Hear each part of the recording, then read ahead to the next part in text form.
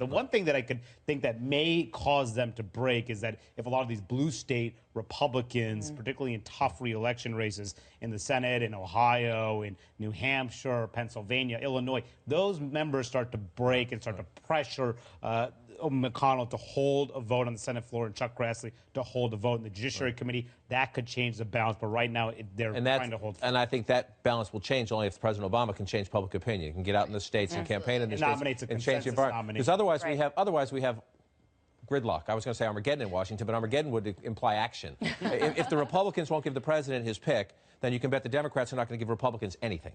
And they'll just tie up the Senate and will essentially say, might as well go campaign.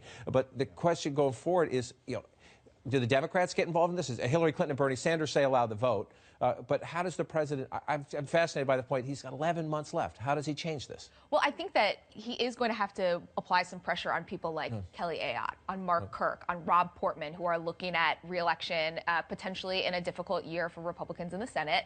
And I think it's going to be really important that he picks a candidate who Republicans would have a hard time turning down. One option would be to pick somebody who, like Sri Srinivasan, who was recently confirmed unanimously by the Senate, by the same exact Senate.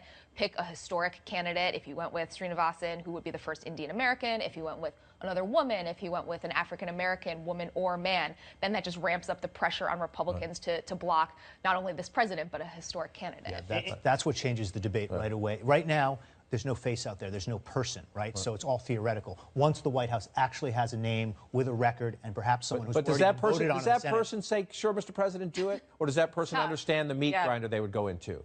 I mean, I think they have to. Yeah, go ahead. No, I'm just saying, I would think they have to. And the other thing with Obama, him getting out here and nominating someone quickly, because the conservative machine is going to be out there saying, oh my gosh, he's going to nominate Holder. They're going to start really vilifying this person before they're even out of the gate. And the person to watch, of course, is Mitch McConnell, who claims he's an institutionalist. And who the Republican base probably dislikes even more than they dislike President Obama. But the challenge for him is that he's an institutionalist, and he believes in the power of the Senate for advice and consent. And when he was under a lot of pressure on Loretta Lynch at the beginning of the Congress, he eventually led a confirmation vote, even if people like Ted Cruz were saying, do not let her get confirmed. We'll see if he breaks this time, though, because the stakes are much higher.